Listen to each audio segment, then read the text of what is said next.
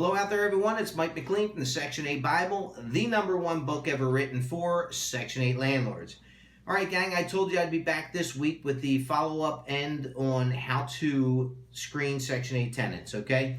Now, tonight I'm going to be talking to you about the difference between renting to a Section 8 tenant that works as opposed to renting to a Section 8 tenant that does not work, okay? Now, most people hear that and say, what are you talking about, Mike? No Section 8 tenants work. That's why they receive Section 8. Well, that's simply not the case, and I'm going to tell you why. I'm going to describe both of them to you, all right? Let's start with the Section 8 tenant that does not work.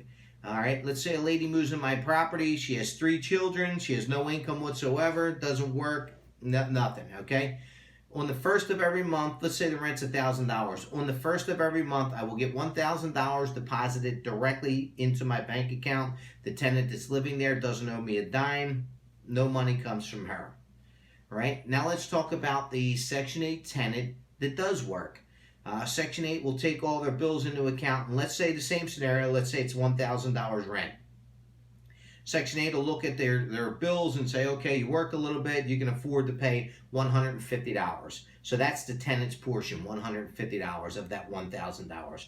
So once again, $850 is coming to me from the government, and that's going to be directly deposited into my bank account. The $150, I will be responsible for getting the $150 off of the tenant.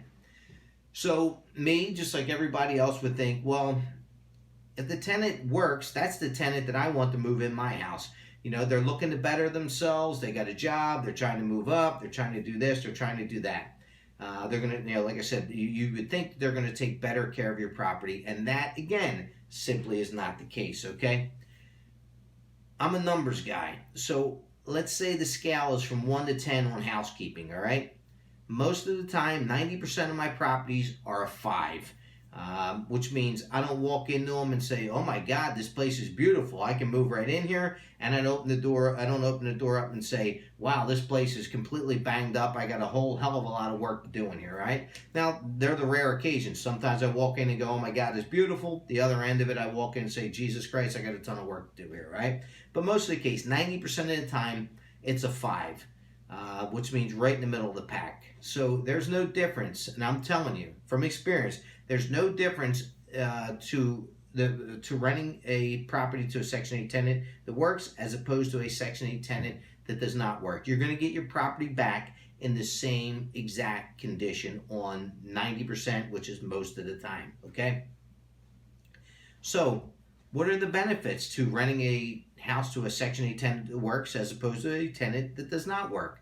Well, for me, I want that $1,000 directly deposited into my bank account. I don't want to put up with any bullshit. I don't need to chase that $150 around, and believe me, you will. Here's what I get. I'll call up, hey, Miss Jones, today's the 5th. I didn't get the rent yet. You know, you owe me $150. Well, my baby's sick, or my car broke down, or Christmas is right around the corner and I had to buy gifts. The money ends up somewhere other than where it's supposed to end up, which is me, okay, in my pocket. So now I say, okay, well, you owe $150. Well, what's going to go on here? Well, I'm going to double up next month. Okay, next month comes around, I get $200, and then they owe me another $100. So now I'm chasing that, okay? So it's an excuse, and you're constantly chasing the money, all right? That's one thing that happens. The other thing is now you have to make contact with them, all right? So a lot of times I get this. Hey, Miss Jones, today's the 5th. It's $150 is due. Do you have it? Yeah, I have it, but you know, these windows over here, they're real drafty. You got to do something with the windows. Wait a minute. You owe me $150. The windows passed inspection. Why do I have to do something with the windows? You expect me to live in this house with these drafty windows? So you're constantly playing tug of war with the rent. You have to make contact with them.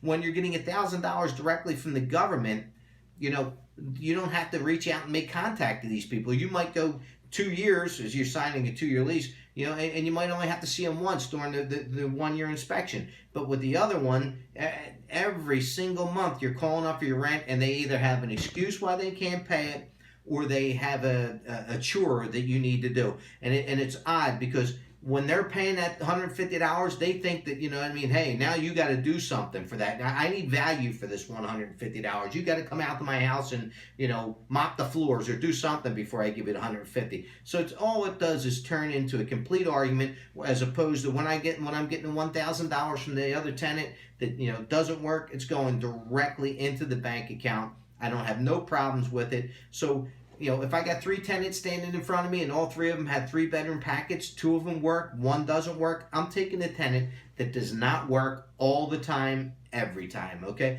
Now, don't get me wrong. If I have a property that's on the street that's, you know, a little rough and it's hard to get rented, and, you know, somebody comes along and they work and that's the only one I'm getting showing up, sure, of course, I want to get the property rented, all right? And if I have to, that's what I got to do. But again, a numbers guy, percentage-wise, right now, let's say I own 212 properties right now. 37 of them, I have tenants that owe me, you know, that have to pay a portion of the rent. No lie. Out of that 37, not one is completely caught up on the rent. Everyone has a late charge, might owe me $60, might owe me 40, whatever the case. You're constantly playing catch up. You don't want to do it. Take the guaranteed money. Now, I've also talked to other landlords to say, hey, well, if I'm getting $850 from the tenant and Section 8's got to pay $150, or I'm sorry, if I'm getting $850 for Section 8 and the tenant has to pay $150, if they don't pay it, I don't care because I write that off. What are you talking about? That makes zero freaking sense to me. I'll never understand it. I'd rather receive the $150 and pay 33% in taxes on the $150 that I received than get nothing and write 200 hours off. People don't make any sense. Some of these landlords, you talk to them like, oh, do you jerk off? Why would you want to lose money to write it off? I'd rather make the money and pay taxes on it. Makes no sense. Anyway, the moral of the story is right there. If you have a Section 8 tenant that works as opposed to a Section 8 tenant that does not work, grab the Section 8 tenant that does not work every single time. You'll get the money directly deposited. You'll avoid arguments. Everything will go fine and dandy. And anyway, that is my final thing that I do when I'm screening a tenant. I'll ask them, hey, do you work or don't? You don't work. And if they say, yeah, I got a little job, usually I'm going to bypass you, okay? So anyway, that's the tip for the night, and I will talk to you next week. Have a good week, and I'll see you later. Thanks for watching.